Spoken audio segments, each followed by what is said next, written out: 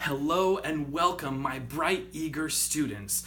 You are the very definition of ardent in your pursuit of economic knowledge, and I, your teacher, have the capability to bring you economic lessons out of anything that's going on, including the signs from the stars. And we have what's going on Monday, the 21st of August, 2017, what is being called, although I don't like the name, because it sounds like America's done for, but it is being billed as the American Eclipse because an eclipse will pass over the entire 48 lower states, or 48 contiguous states. And it is bringing changes to the weather. For a couple minutes, it will get so dark, the birds will change their behavior. Probably if we could register what the plants are doing, they're probably thinking it's nighttime. But it will also change our human economic behavior. We're seeing things like really expensive prices for housing and, confusingly, really inexpensive prices for, to protect your eyes from seeing the eclipse and looking directly, hurting your eyes. Really inexpensive prices for glasses. So let's talk about these two things. Let me give you some background.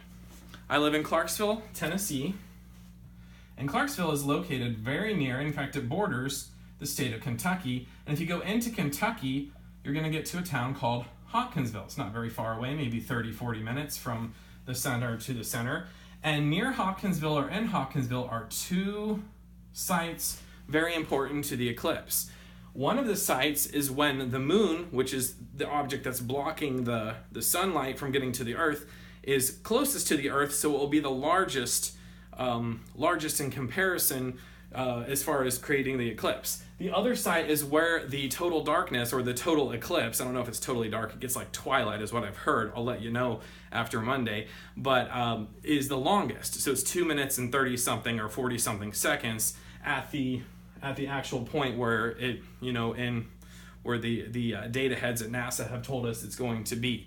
So this whole area is expecting approximately 100,000 additional people that are either here now or on the way now or will arrive this weekend for Monday's events. And of course, in economics, we know when there's a tight supply, because hotels have already been sold out, and there's high demand, you get things like this.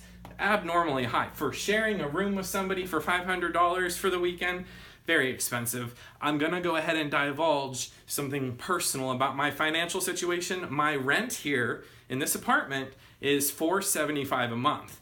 So if my parents were coming down and I wanted to invite a stranger who wanted to pay for it, I could make more than my month's rent just for one weekend of having somebody stay in my apartment with me. So why is it that when we have such high demand for something, for an event like this, and it changes the whole dynamics of a relatively inexpensive area to live to a relatively expensive area to vacation in, why is it we have free glasses? Let's get into that. One of my recently discovered and favorite economists right now is Dan Ariely. I'll go ahead and write his name down for you if you want to read anything by him. And he's excellent. And he talks a lot about behavioral economics. In behavioral economics, sometimes price doesn't cut it. An example Dan used in one of his books is this. If people are selling candy and it's your favorite kind of candy and the price is lower than usual and you're in the mood for it, you might buy a lot of it. But if somebody is walking around the office or walking around your school and offering out free candy and you know them and you know the other people around and it's free, you're not going to probably take as much because all of a sudden there's no price and you go on some kind of it goes on to like social behavior economics rather than on price economics. So talking about the free glasses, one of which fell off earlier, if you talk about the free glasses here, then do you want to be known as the business who is charging the market price for something to protect your eyes, for a community event, for something as exciting as having 100,000 people come to your town? You don't want that.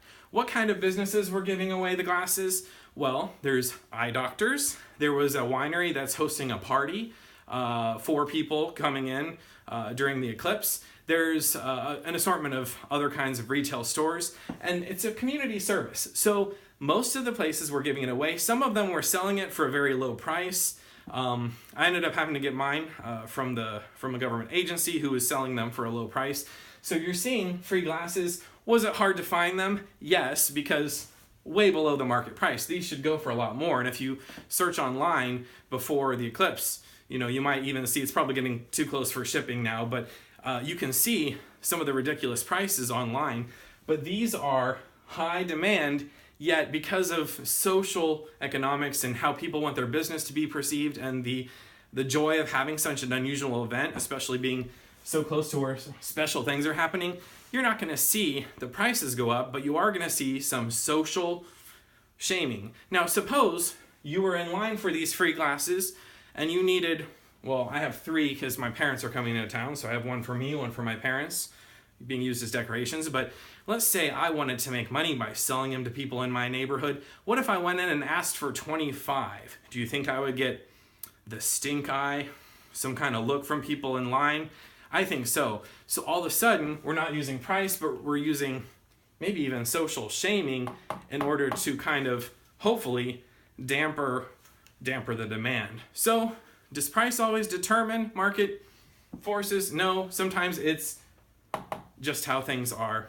If you enjoyed this, please go ahead and give it a thumbs up and subscribe to my channel and hit the notification bell so you know when you get more excellent content like this. And thank you for watching. Take care.